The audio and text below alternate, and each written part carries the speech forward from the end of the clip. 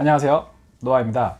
자, 여러분, 오늘은 배경 지식 중에 생물학에 대해서 한번 알아볼 거예요. 아시겠죠? 생물학, biology에 대해서 한번 알아보도록 하겠습니다. 생물학이라는 거는 생각보다 굉장히 넓은 범위를 가진 학문입니다. 약간 인류학도 이제 밑에 고고학, 사회학 이런 것들을 두고 있는 것처럼 생물학 같은 경우도 밑에 이제 식물학, 동물학 이런 것까지도 두고 있어요. 아시겠죠?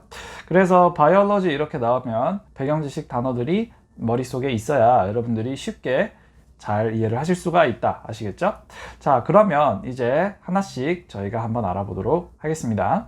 자, 우선 생물학이라는 분야는 biology라고 하죠. 그래서 생물학적 이렇게 말을 하려면 biological 이렇게 되는 거예요. 아시겠죠?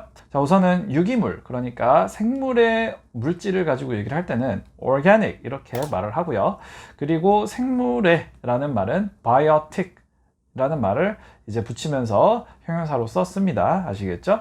자, 그리고 그 어떤 지역에 생물이 얼마나 다양하게 있는가를 나타내는 단어를 또 아시면 좋은데요. 이거는 뭐라고 하냐면 biodiversity라고 알아주시면 될 것 같습니다. 그 지역에 얼마나 많은 종류의 족이 있는지. 비슷한 말로 biome이라는 말이 또 있어요. biome. 아시겠죠? 자, 그리고 이 생물들을 가지고 분해를 해보고, 분해는 아니고 네, 해부를 해보고 그 신체가 어떻게 구성이 되어 있는가를 연구하는 학문이 바로 anatomy라고 생각을 하시면 되겠습니다. anatomy 같은 경우는 이제 해부학이라고 생각을 하시면 될 것 같아요. 아시겠죠? 그리고 신체학, 해부학 이렇게 두 가지로 해석을 하시면 될 것 같다. 아시겠죠? 자, 그리고 이제 좀 토플에서 아마 여러분들이 처음 보시게 되는 단어일 수도 있는데요. 이거는 이제 동물과 식물을 좀 쉽고 그리고 어렵게 표현을 할 수 있는 방법을 한번 다 알아보도록 하겠습니다. 식물 같은 경우는 이제 제일 쉬운 단어는 사실 플랜트예요. 여러분들 다들 알고 계시는 바로 그 플랜트입니다. 근데 그 플랜트라는 단어가 조금 더 어려운 버전으로 가면 이제 이렇게도 될 수가 있습니다. vegetation 이렇게 갈 수가 있어요. 자, 근데 플랜트와 vegetation 같은 경우는 살짝 차이가 있습니다. 자, 플랜트는 이제 그 식물을 어떤 카테고리로만 보는 것이죠. 근데 이 vegetation 같은 경우는 특정 지역에 사는 식물들을 가지고 집단으로 보고 걔네들을 얘기를 하는 거예요. 아시겠죠? 이게 어떤 개념이 또 있냐면 동물 같은 경우는 animal이라는 동물이라는 단어가 있는데 이거는 다들 알고 계시겠죠? 어떤 지역에 사는 동물들을 총체적으로 말을 할 때는 wildlife 이렇게 얘기를 합니다. 이거는 뭐냐면 야생 동물들이에요. 그래서 vegetation 같은 경우도 그 현장에서 살고 있는 식물들을 이제 총체적으로 일컫는 말이다 생각을 해주시고 그 지역에 사는 식물들 wildlife 같은 경우는 이제 그 지역에 사는 동물들 이렇게 이야기를 하실 수 있을 것 같아요. 그리고 좀 학술적으로는 이제 이 식물과 동물을 어떻게 말을 하냐면 식물 같은 경우는 flora라고 단어를 쓰고요. 동물 같은 경우는 fauna라고 말을 씁니다. 그래서 flora and fauna 이런 말 보시면 이제 식물, 동물이라고 생각을 해주시면 될 것 같습니다. 자, 그리고 이제 동물에는 다양한 종류가 있죠, 여러분. 그 동물도 사실 다 같은 동물이 아니에요. 예를 들어서 아르마딜로도 있고, 그죠? 돌고래도 있고, 그죠? 오리너구리도 있고, 그죠? 캥거루 쥐도 있고, 다양하잖아요. 그죠? 그래서 그런 것들을 한번 이렇게 쭉 알아보도록 할 텐데요. 사실 동물뿐만이 아니라 생물, 곤충 이런 것들까지 다 보도록 하면 이제 동물 같은 경우는 가장 흔하게는 이제 포유류가 있죠. 이거 같은 경우는 mammal이라고 알아주시면 될 것 같고요. 뭐라고요? mammal. 파충류가 있죠. 이거는 reptile. 뭐라고요? reptile. 이렇게 볼 수가 있고 개구리, 도룡뇽 같은 양서류들이 있죠. 이거 같은 경우는 amphibian. 뭐라고요? amphibian. 자, amphibian은 이제 땅이나 물에서 모두 서식을 할 수 있는 그런 종류들이다 알아주시면 좋을 것 같죠? 그죠? 그리고 이제 갑각류, 이거는 영어로 뭐라고 하냐면은 arthropods라고 합니다. 뭐라고요? arthropods. 자, 전갈 이런 것들 있죠? 네, 그런 것들을 다 이제 arthropods라고 하는 거고요. 그 생선, 어류죠. 어류 같은 경우는 이제 당연히 fishes, 그죠? 네, fish라고 알아주시면 좋을 것 같고 곤충들은 이제 insects라고 생각을 하시면 될 것 같고요. 식물들은 plants, 그리고 약간 조그만한 식물들은 fungus라고도 합니다. 아시겠죠? 네, 그리고 동물을 이렇게도 분류를 할 수 있고 아니면은 두 가지로도 분류를 할 수가 있어요. 척추동물, 무척추동물로 또 분류를 할 수가 있습니다. 척추동물은 척추가 있는 동물들이죠. 이것 같은 경우는 영어로는 vertebrate라고 합니다. 뭐라고요? vertebrate. 자, 그 반대말, 그러니까 무척추동물은 뭘까요? invertebrate라고 합니다. 뭐라고요? invertebrate. 네, 이것 같은 경우는 vertebrate의 앞에 반대말이 붙어서 invertebrate 이렇게 되는 것이죠. 아시겠죠? 그리고 이제 동물을 가지고 식습관을 가지고 분류를 하는 방법이 또 있습니다. 근데 이거 같은 경우는 초식 동물은 herbivore이라고 하고요. 뭐라고요? herbivore. 육식 동물은 뭐라고 하냐면 carnivore이라고 합니다. 뭐라고요? carnivore. 네, 뭐 좀 더 간단하게 보면 이제 뭐 meat eater 이런 식으로 갈 수도 있는데 이거는 잘 쓰지 않는 표현이에요. 정말 너무 캐주얼한 표현이라서. 그리고 이 잡식성 있죠. 뭐 곰이나 원숭이 아니면 사람, 그죠? 네, 사람도 이제 뭐 삼겹살에 이제 쌈 이렇게 싸서 먹잖아요, 그죠? 네, 그게 이제 잡식이죠.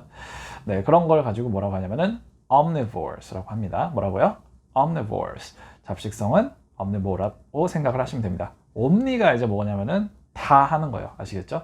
그래서 초식, 육식 다 하는 걸 가지고 omni라고 하시면 될 것 같다. 아시겠죠? 자, 그리고 이제 또 뭐가 있냐면요. 여러분들이 알아주셔야 되는 거는 이 체온을 조절하는 방식에 따라서 이제 동물들을 또 구분을 하기도 합니다. 그 체온을 가지고 조절하는 방식은 바로 두 가지가 있어요. 아시겠죠?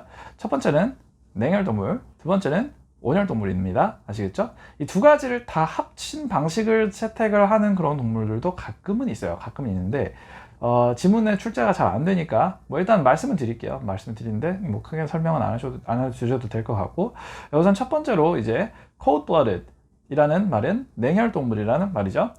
냉혈동물은 뭐다? cold-blooded. 아시겠죠? 이걸 어려운 말로 하면 이제 ectotherm이라고 합니다. 뭐라고요? ectotherm. 자, 이거는 cold-blooded이랑 동의어. 아시겠죠? 자, 두 번째로 이제 warm-blooded. 이게 있겠죠? 이건 뭐예요? 이제 체온을 스스로 조절할 수 있는 애들이에요. 그죠? 예, 온혈동물이고 warm-blooded 이렇게 알아주시면 될 것 같고요. 이게 이제 어려운 말로 가면은 바로 endotherms라고 하는 겁니다. 아시겠죠? 뭐라고요? endotherms. 네, therm이 이제 열이고 endo가 안에죠. 그래서 안에 있는 열이 난다라고 해서 endotherm이라고 생각을 하시면 되겠습니다. 아시겠죠? 그리고 이제 동물들 중에 가끔 가다가 등치가 정말 커서 그 덩치가 큰 걸 가지고 체온을 유지를 하는 친구들이 있는데요. 이런 친구들은 어떤 체온 유지 방식이 있는 것이냐면은 gigantothermy라고 합니다. 뭐라고요? gigantothermy.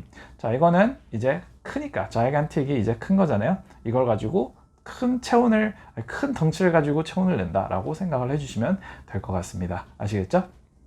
그리고 아까 말씀드린 것 중에 이제 이 두 가지 방식을 모두 채택을 하는 그런 동물들이 또 있다고 말씀을 드렸는데요. 이거는 heterotherm이라고 생각을 하시면 됩니다. 뭐라고요? heterotherm. 자, hetero가 무슨 말이냐면은 이제 두 개의라는 뜻이에요. 예를 들어서 생물 가지고 이렇게 계속 뜯어보고 하면서 조금씩 더 조그만한 걸로 보려고 할 때가 있어요. 그죠? 그러면은 이 생물들을 연구를 할 때 보게 되는 것들이 뭐가 있느냐? 일단은 이것부터 볼게요. cell. 뭐라고요? cell. 이게 뭐예요? 세포예요. 세포. 아시겠죠? 네, 셀 같은 경우는 세포. 그리고 또 뭐가 있냐면 유전자라는 말이 있어야 되겠죠? 유전자는 gene. 뭐라고요? gene. 그리고 유전자를 가지고 이제 어떤 그 구성을 가지게 되는지를 결정을 해주는 게 바로 염색체인데요. 염색체 같은 경우는 chromosome이라고 하죠. 뭐라고요? chromosome. 아시겠죠? 그리고 어떤 요소를 분해를 시키는 데 도움을 주는 요인들이 있는데요. 이거 같은 경우는 효소라고 하죠. 효소. 이걸 영어로 뭐라고 하냐면 enzymes라고 합니다. 뭐라고요? enzymes. 이거는 어떤 것에 분해를 도와주는 성분들이라고 생각을 해주시면 될 것 같아요. 그리고 이제 이 식물들은 번식을 할 때 동물들이랑 다르게 어떤 짝짓기를 하는 그런 식이 아니죠. 그래서 식물들은 번식을 하는 방식이 그 특출나게 있는데요. 대체로는 이제 꽃가루라는 걸 뿌려서 꽃가루가 이제 식물의 암술에 들어가게 되면은 그 암술에 있는 그 어떤 성분이 그 꽃가루와 이제 수정을 해서 씨앗을 낳는 거다라고 생각을 해주시면 될 것 같아요.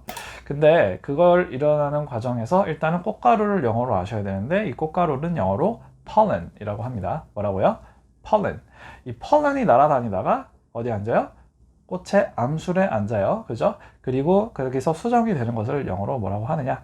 이제 pollination이라고 합니다. 아시겠죠?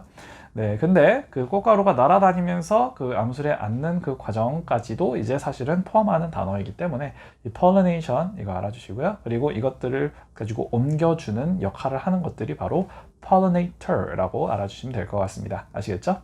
네, 뭐라고요? pollinator. 네, 그래서 이렇게 생물학에 대한 어떤 단어들을 쭉 알아봤는데요.